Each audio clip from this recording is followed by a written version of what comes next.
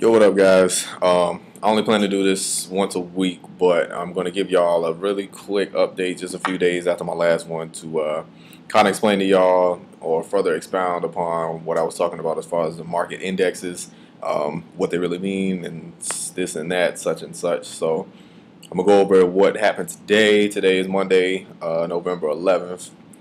Excuse me, the 7th. Oh, by the way. Yeah, yeah. All right. So today the Dow Jones was up 85 points to finish over 12,000. The S&P 500 was up 7, almost 8 points, and the Nasdaq was up 9 points.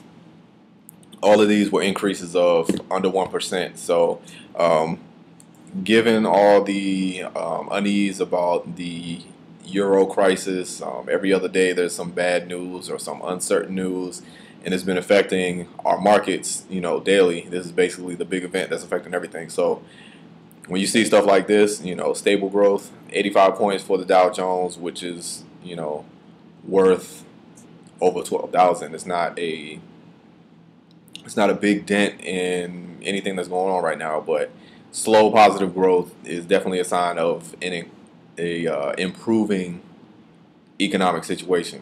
Now, just to give y'all some context, before the recession started, the stock markets were around this level that it's at today. So it shows you that you can't just look at the strict numbers of the indexes and think that it's representative of the economy itself, because of course, as you know, the unemployment rate is still above 9. Day by or week by week, month by month, we're not adding that many jobs, and people are still applying for unemployment. So there's still some other issues that we're having. Inflation is, last I checked, it was just under 4%. It was like 3.7%, and that's a little on the high side for the U.S. We average like between 2 and 3% when we're going good. So yeah, there's still some things that we need to keep our eye on as far as the economic recovery, and we're not quite there yet. I'm sure all of y'all know that. Good news is, as a few of y'all have gotten jobs, the private sector is starting to hire a little bit, so that's a good thing.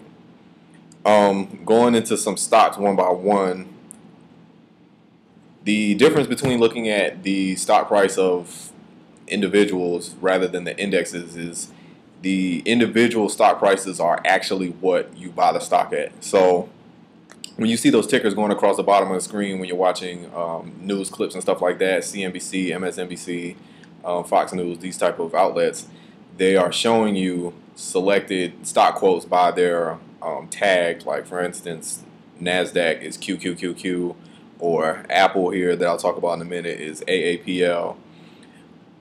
They'll have the name, they'll have the stock price, and then they'll show how much it has lost or gained during the day.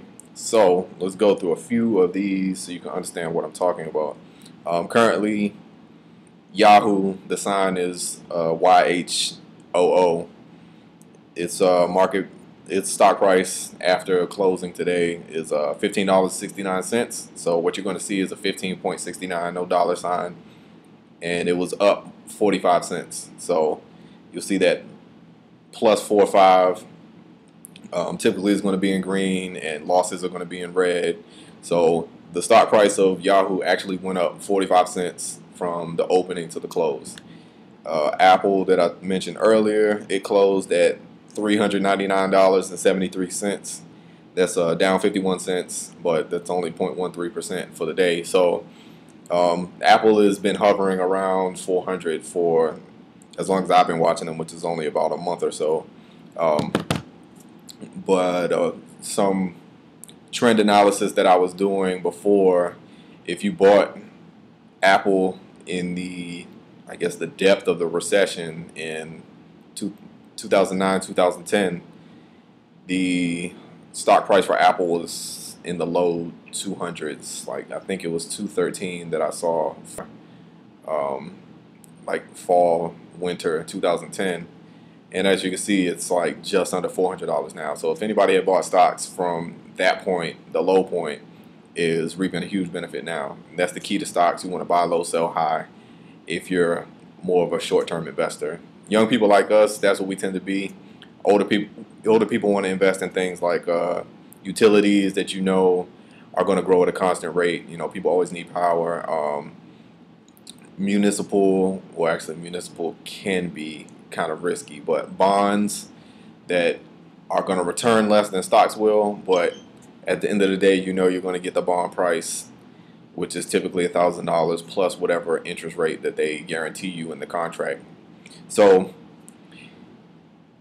this is a little bit of a synopsis of what you see day by day. When you see those stock tickers, you now know what they mean. It's the stock price plus the gain or loss for the day. You can see this midday. You can see it at the end of the day. You can see off hours trading where people are making the bets, like I mentioned in the last episode. And it kind of helps you understand what's going on with your individual stocks and also what's going on in general. You can have, quite often it happens that individual industries increase and decrease. Like tech industries are really high and they cause the indexes to rise, but you could have manufacturers go down for the day. So it all depends on what you invest in. Make sure you shop wisely. In next week's episode, I'm going to give you a few stocks that I'm watching myself and let you know why I'm watching them and help you to start doing your own research on stocks that you may want to invest in. Until then, be good, ladies and gents. Be good, say no.